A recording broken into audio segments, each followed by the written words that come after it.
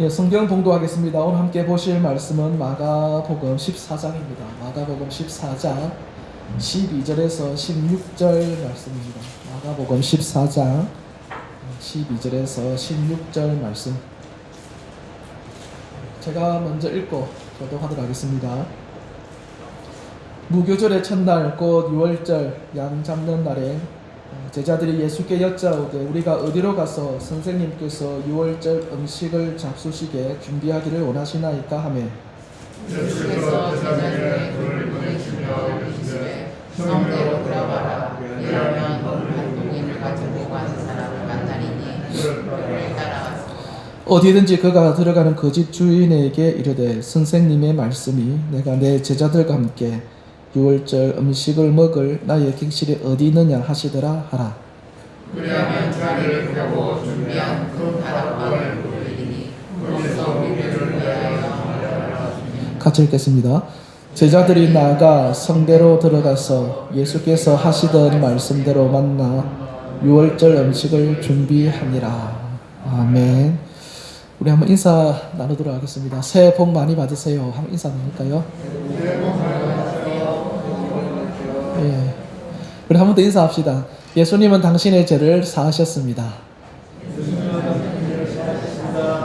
예. 잠시만요. 이번 주에 어떻게 이번 구정 잘 지내셨습니까? 그럼 저만 그런 거네요.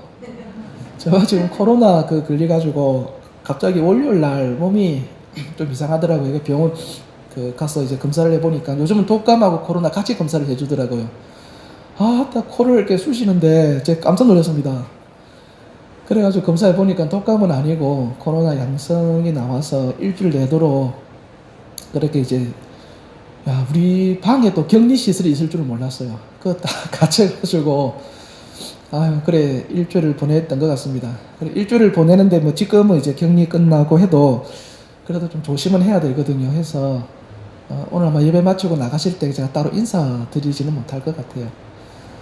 그리고 저희 집 가족도 지금 증상은 없거든요. 계속 검사해보고 하는데 그래서 그래도 혹시 모르니까 좀 오늘 저희 가족을 조금 멀리 해주시면 됩니다. 아이고 귀엽다 이거 하지 마시고 귀여워도 세균 덩어리구나 하면서 이렇게 좀 멀리 하시고 해서 그렇게 돌아가시면 될 것 같아요.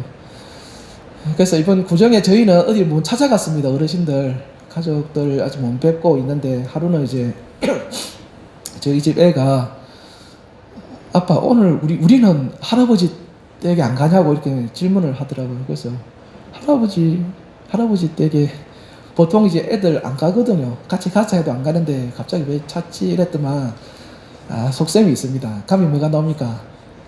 중요한 수입원이 1년 반의 수입이 거기서 나오죠. 또 반은 이제 추석에 나오고. 그래서 제가 코로나 걸려서 못 갔어요. 못 가서 애들이 많이 실망했을 건데 제가 우연히 듣기로 어떤 이제 뉴스에서 이제 취재를 하는데 부모님들 보고 취재를 했어요. 이번 설레는 용돈을 얼마 정도 준비하고 계십니까? 이렇게 물어봤습니다. 얼마인 줄 아십니까? 평균이. 저 깜짝 놀랐네. 50 정도 준비하고 있답니다. 50만 원. 왜 그렇게 많이 준비하시냐니까 5만 원권이 나오기 전에는 괜찮았대요. 근데 5만 원권이 딱 나오고 나니까 만 원짜리 2만 원 이게 안 되는 거예요. 5만 원짜리를 딱 넣어야 뭔가 세뱃돈을 주는 것 같고 이제 그런 이제 느낌이 드는 거죠. 주면은 손주들 표정이 달라지는 게 딱 보이잖아요. 그러니까 이제 50만 원이면 몇 명 줄 수 있습니까? 한 10명 정도 되겠죠. 그러니까 50만 원 준비한다 이러더라고요. 이제 반대로 이제 며느리나 아들들한테 물어봤죠. 얼마 준비해 가십니까? 얼마인 줄 아십니까? 평균이 대체로 한 30만 원 정도 준비해 간답니다.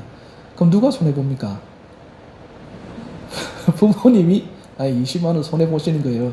평균이 그렇더라고요. 그래서 자녀들이 아무리 나름대로 준비하고 간다 하더라도 부모님이 준비하는 금액에 못 미치는구나 그 생각이 들었어요.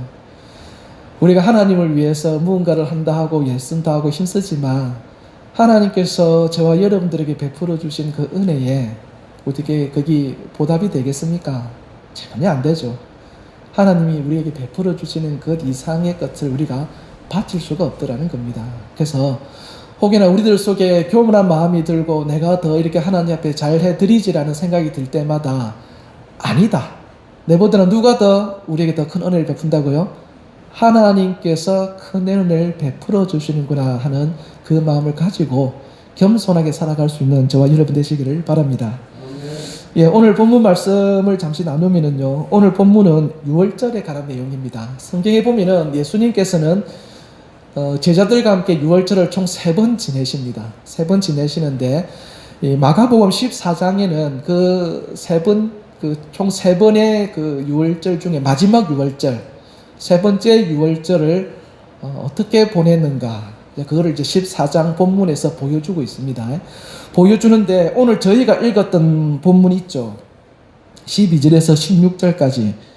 요거는 뭐냐면은 마지막 유월절을 이제 보내실 건데 길거리에서 보낼 수는 없지 않습니까? 그래서 어떤 장소를 정해요.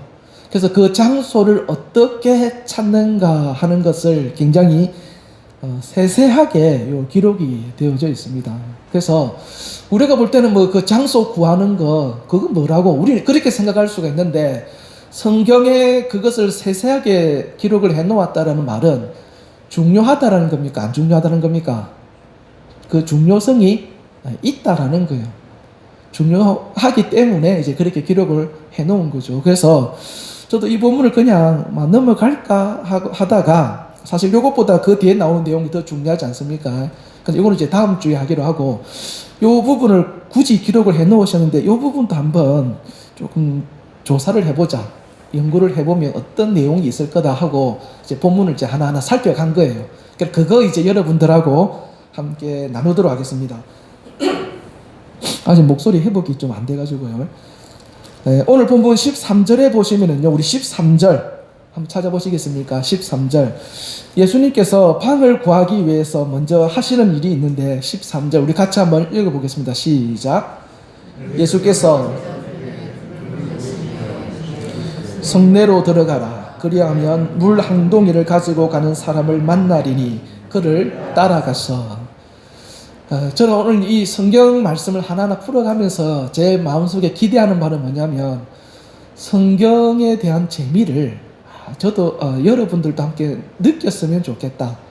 요 그림 하나 없거든요. 성경은 또 글자 굉장히 작습니다. 요 굉장히 요즘 글자 책 보면 크잖아요. 그런데 글자도 작고 글밖에 없고 그림도 없지만은 이 성경이라는 게 얼마나 재미있는가를, 또 얼마나 우리로 하여금 많은 것을 생각하게 하는가 하는 것을 같이 한번 좀 느꼈으면 좋을 것 같아요. 요 13절에 보시면은요, 예수님께서 유월절에 묵을 방을 구하는데 제일 먼저 뭐 하십니까? 예수님의 12제자 중에 2명, 누군지는 모릅니다. 하여튼 2명입니다. 이 2명한테 방을 잡아오라 이렇게 지시를 하십니다. 방을 잡아오라. 그런데 방을 잡는 방식이요, 독특해요. 13절 하반절에 보면 뭐라고 얘기하시냐면은, 물 한 동이를 가지고 가는 사람을 뭐 한답니까? 만나리니. 물 한 동이를 가지고 가는 사람을 만나리니, 이렇게 되어 있습니다. 요 사람을 만나리니라고 되어 있거든요. 사람을 만난다. 요건 무슨 말이냐면은, 우리에게 방을 주기 위해서, 우리를 만나기 위해서 기다리는 사람이 있을 것이다입니다. 있을 것이다. 조금 더 다시 말씀을 드리면은, 예수님이 보내는 사람을 내가 만나야 되는데 이렇게 기다리는 게 아니고, 예수님께서는 이미 유월절에 묵을 빵을 다 준비해 놓으셨어요. 다 준비하고 이미 예정해 놓았는데, 그렇게 딱 준비시켜 놓은 사람이 거기 가면은 있을 거다. 있을 거다. 누군지는 몰라요. 모르겠는데 하여튼 거기 가면은 우리에게 방을 줄 사람을 하나님이 다 예비해 놓으셨으니까 만날 수 있을 거다. 이런 식으로 이야기를 하세요.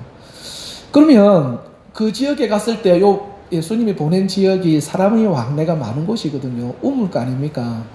여기서 그러면은 어떤 사람을 만나야 되는가, 다 일일이 한 명씩 붙들고 수소문할 수 없는 거 아니에요.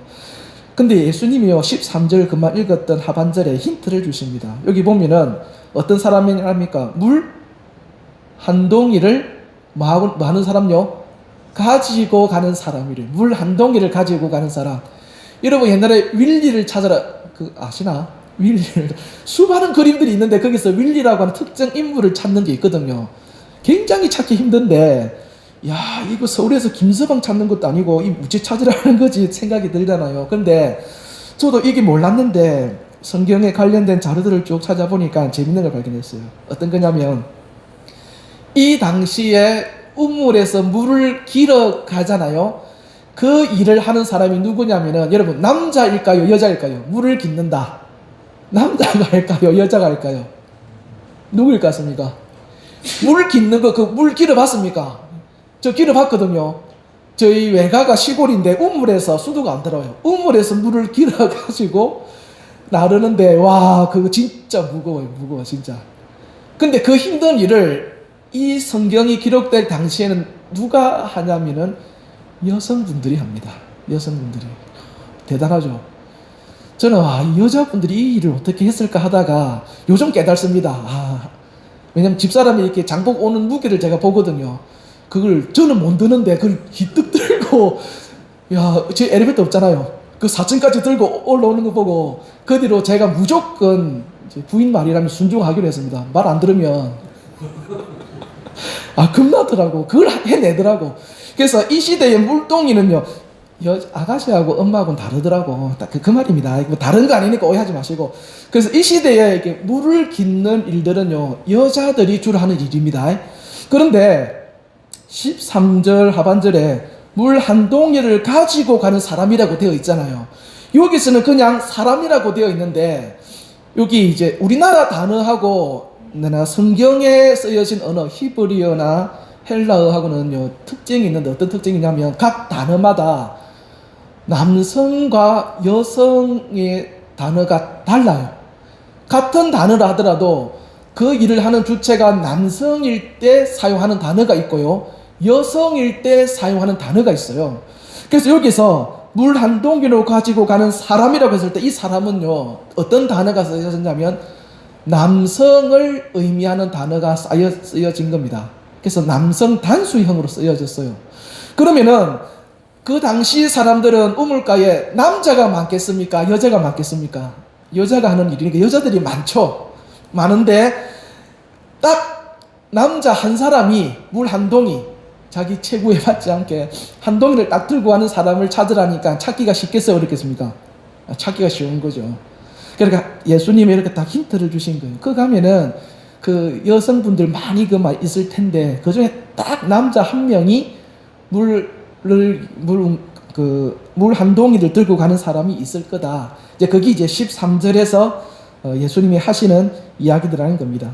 그래서 요 13절의 내용을 보면요. 지금 6월절 묵을 방을 2명의 제자들에게 구해오라고 말씀을 하셨지만 실제로는 이미 누가 다 준비해 놓은 겁니까? 예수님께서 다 준비해 놓으신 거예요. 방도 이미 잡아 놓았고 그곳에서 어떤 사람을 만나야 될지 다 예수님께서 준비해 놓으신 거고 제자들은 예수님이 다 준비해 놓은 거 위에 그냥 그 지시대로 그냥 움직이기만 하면은 쉽게 방을 구할 수 있도록 해 놓으시더라는 것입니다. 여러분 이 본문 해석은 이해가 되십니까?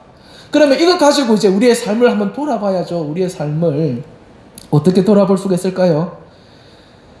우리가 어떤 중요한 일을 결정을 내릴 때 있어서 우리가 그렇게 생각하잖아요. 내가 결정을 잘해야 되고 내가 선택을 잘해야 이 일이 잘 해결된다. 잘 풀린다. 우리는 이제 그렇게 생각을 하는 거죠. 근데 실제로는 오늘 본문의 말씀을 보면은 내가 준비하기 이전에 누가 먼저 다 준비해 놓으신 겁니까? 하나님께서 우리가 다 알지는 못하지만 인지하지는 못하지만 판을 다 깔아놓고 준비해 놓으셨다는 겁니다. 그러면 성도가 하는 일은 뭔데요? 하나님께서 차려놓은 밥상 위에 숟가락 올리는 거예요. 숟가락 올리는 거. 물론 숟가락 올리는 것도 뭐 하기에 따라서는 대단한 일이죠. 대단한 일이죠. 그러나 모든 것을 준비하고 예정해 놓으신 하나님의 그 은혜에 비하면은요 아무것도 아니더라는 것입니다. 그런데도 우리는 어떻게 합니까?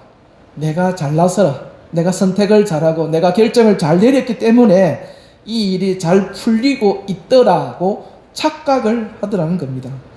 그러다 보니까 하나님을 높이는 것이 아니라 나 자신을 내세우고 나 자신을 자랑하는 그런 실수를 범하게 될 수도 있더라는 거죠. 그래서 과거를 돌아볼 때, 현재는 우리가 알 수는 없지만 과거를 돌아볼 때에 내가 선택을 잘해서 이것을 잘했다라고 드는 생각이 있다면 이제 어떻게 해야 되겠습니까? 그 생각을 바꿔야죠. 내가 선택하기 이전에 하나님께서 다 예정하시고 채워놓으신 것들이 있었구나. 하나님께서 더 큰 은혜를 나에게 베풀어 주셨구나로 바뀌어져야 되더라는 것입니다. 그래서 과거에 어떤 그런 마음 아직 돌이키지 못하신 분들이 있다면 그 마음을 돌이키고 하나님께 영광을 돌리는 저와 여러분 되시기를 바랍니다. 그 다음에 조금 더 이 말씀을 보시면은요, 이제 그렇게 해서 이제 뭐합니까? 방을 구하기는 구합니다. 방을 구했는데 오늘 요 보면은 큰 방을 구했다라고 되어 있습니다. 큰 다락방, 15절에 나오죠. 큰 다락방, 큰 방, 이렇게 나와 있습니다. 근데 요게 구한 방은요, 전통적으로 보면은 이 방, 이 집이죠. 이 집의 주인이 누구냐? 마가의 어머니다 봅니다. 마가의 어머니. 마가의 어머니면 누구겠습니까? 이 복음서 누가 기록했죠? 지금 마가복음이잖아요. 마가복음을 기록한 마가의 어머니가 이 집의 주인이다. 교회 전통적으로 내려오는 이야기가 이제 그리 됩니다. 근데 14절에 보면은요, 예수님께서 뭐라고 얘기하냐면 나의 객실이 어디 있느냐 되어 있거든요. 나의 객실이 어디 있느냐. 요 객실이라고 하는 것은 여관, 여인숙 뭐 이런 의미가 있어요. 그러니까 이 마가의 어머니는 전통적으로요, 숙박업을 하는 건물주 이렇게 보는 거예요. 대단히 큰 부자죠. 큰 부자. 여기 15절에서는 그냥 큰 다락방이라고 되어 있는데 실제로는 한 200명은 좋게 모일 수 있는 규모로 봅니다. 200명. 저희가 요 200명짜리 앉으면 억수로 타이트하겠죠. 그러니까 사실 이 건물보다도 더 넓은 방이다. 이렇게 볼 수가 있습니다. 그 굉장히 큰 규모의 방이죠. 근데 그런 큰 방을 이 숙박업을 하는 이 마가의 어머니가 그냥 무상으로 예수님에게 제공을 해주는 거예요. 무상으로. 그래서 무상으로 제공을 해줘서 그런지는 모르겠는데 이후에요, 초대교회에 어떤 대규모 집회나 모임이 있다. 그럼 어디서 모이겠습니까? 공짜로 무료로 제공해주는 이 마가의 다락방에서 모임을 꾸준히 가지게 됩니다. 그래서 실제로 예수님이 승천하신 이후에 제자들이 모여서 예배하고 기도한 곳도 이 방입니다. 오늘 유월절 머물 이 방에서 하게 돼요. 그리고 오순절 성령 강림의 역사가 일어나는 장소도 어디겠습니까? 이곳에서 시작하게 됩니다. 이곳에서 발생하게 돼요. 그리고 사도행전 12장에 가면은요, 베드로가 헤롯에게 잡혀서 이제 죽을 위기에 처해 있거든요. 그때 교인들이 모여서 베드로 살려달라고 하나님 앞에 기도하는 곳이 있는데 그때 모여서 기도한 장소도 이 마가의 다락방이더라는 거예요. 마가의 어머니의 다락방이었어요. 그래서 오늘 우리가 이 본문을 보면 그냥 이 방에서 모였구나라고 볼 수 있는데 다른 성경 구절과 하나하나 찾아 비교해 보면은요, 이 장소가 초대교회가 탄생하는 데 있어서요, 굉장히 중요하게 사용되어진 장소라는 것을 알 수가 있습니다. 그 장소를 누가 제공했다고요? 마가의 어머니가 제공을 했다라는 거예요. 무료로. 그리고 오늘 이 마가복음을 기록한 오늘 마가복음을 기록한 마가 같은 경우는요, 제가 처음에 잘 이해가 안 됐던 게, 그 사도행전에 보면은 그 마가가 사도 바울하고 선교 여행을 가다가 도망을 가버리지 않습니까? 도망을 가버리니까 그거 가지고 이 바울이요, 굉장히 마가를 호되게 꾸짖습니다. 가려면 끝까지 가야지 중간에 그 도망치고 그게 할 일이냐 하면서 매 그냥 꾸짖어요. 꾸짖다가 나중에는요, 마가의 삼촌이죠. 마가 삼촌 누군지 아십니까? 바나바 아닙니까? 바나바하고 바울이 이 문제 가지고 굉장히 크게 싸우기도 해요. 그래서 저는 처음에 왜 마가가 중도에 하차했을까? 굉장히 하나님에 대한 어떤 뜨거운 열정을 가지고 있었기 때문에 시도했을 건데 왜 중간에 이렇게 도망을 쳤을까? 잘 이해가 안 됐거든요. 근데 이제 오늘 본문 보면서 조금 이해가 되는 게, 마가 어머니가 숙박업을 크게 하는 분 아닙니까? 그러니까 이 마가가요, 그 시대에 부잣집 도련님으로 살아온 거예요. 물론 이제 모든 부잣집 자녀가 그런 건 아닐 텐데, 하여튼 마가의 경우에는 부잣집에서 별 부족함 없이 살아온 겁니다. 살아오다가 예수님을 믿게 되고 하니까 뭔가 내가 하나님을 위해서 헌신하고 싶고 그런 뜨거운 마음이 있어서 사도 바울하고 선교 여행을 가기는 갔는데 어찌 돼버린 거예요? 선교의 실제를 보게 된 거죠. 아, 이거 잘못하면 내가 죽겠구나. 이걸 보게 되는 겁니다. 선교는요, 예나 지금이나 진짜 힘들고 무서운 곳이거든요. 선교의 현장이라는 것은 전도하다가 어떤 일을 만날지도 모르고, 그러니까 그런 두려움 속에서 이제 자기가 이때까지 살아온 삶을 건 다르니까 겁을 먹고 이렇게 하차하게 되었던 게 아닌가, 이제 그리 생각이 듭니다. 근데 마가가 비록 이제 그런 모습은 보였을지 몰라도요, 마가 집안 자체는 초대교회가 탄생되는 데 있어서 굉장히 중요한 역할을 한 집안이었습니다. 마가의 어머니는 금방 말씀드렸다시피 자신의 집을, 자신의 가게를 오픈해서 초대교회 예배 장소로 무상으로 제공한 또 그런 어머니였고, 마가의 삼촌 바나바는 자신의 전 재산을 털어서 교회에 헌납하고 또 교회와 가난한 자들을 구제하는 일에 굉장히 공을 들인 그런 인물이기도 했습니다. 사도에 들지는 못했어도요, 거의 사도에 준하는 그런 역할과 또 사명들을 감당했던 사람이 마가의 삼촌 바나바가 됩니다. 그리고 마가 자신도요, 초기에는 나약한 신앙인의 모습이었을지 몰라도 나중에는요, 그 까탈스러운 이 사도 바울에게 인정받는 사람이 또 이 마가가 됩니다. 디모데후서 4장 11절 한번 찾아볼까요? 신약 성경입니다. 디모데후서 4장 11절. 디모데후서 4장 11절입니다. 신약 성경. 디모데후서 4장 11절 말씀입니다. 디모데후서 4장 11절 말씀입니다. 디모데후서 4장 11절 말씀. 디모데후서 4장 11절 다 찾으셨으면 같이 한번 읽어보도록 하겠습니다. 4장 11절 시작. 누가만 나와 함께 있느니라. 내가 올 때에 마가를 데리고 오라. 그가 나의 일에 유익하니라. 예, 여기 보시면은 이 디모데후서는요, 사도 바울이 마지막에 쓴 서신입니다. 이것을 기록하고 이제 얼마 안 지나면 이제 참수 당해서 죽게 되는 상황이거든요. 그래서 바울도 대충 압니다. 이제 내가 여기서 나의 삶을 마치게 되겠구나. 바울도 알고 있습니다. 그래서 그 마지막 순간에 디모데에게 편지를 보내는데, 마지막 순간이니까 자기가 보고 싶은 사람이 떠오를 거 아닙니까? 그 중에 누가 떠오른 거예요? 마가라는 인물이 떠오르게 된 거예요. 바울이 감옥에 갇히는 거 보고 막 사람들이요 도망가고 또 신앙을 배교하고 막 그랬거든요. 근데 마가는 끝까지 바울 곁에서 신앙을 지키고 또 도와주고 심부름도 하고 이렇게 해서 바울로부터 인정받는 또 그런 신앙인의 삶을 살아가더라는 것입니다. 그래서 저는 이 오늘 본문을 보면서요, 본의 아니게 이 방의 주인이 누군가로부터 시작해서 그 가족들을 두루두루 한번 제가 좀 살펴볼 수 있는 기회가 되었습니다. 그래서 이들이 정말로 교회와 성도들을 위해서요, 헌신을 많이 했죠. 물질, 시간, 자기의 인생, 많은 것들을 바쳤지 않습니까? 근데 그렇게 바치고 나서 이들이 하나님으로부터 얻은 것은 뭐냐? 더 크게 부자가 되었냐? 그건 잘 모르겠습니다. 그 이후로 숙박업이 더 잘 되어졌을지 그런 건 모르겠어요. 근데 한 가지 분명한 것은 하나님께서 이들에게 주신 축복은 뭐냐면은 믿음의 가정을 이루도록 해주셨더라는 거예요.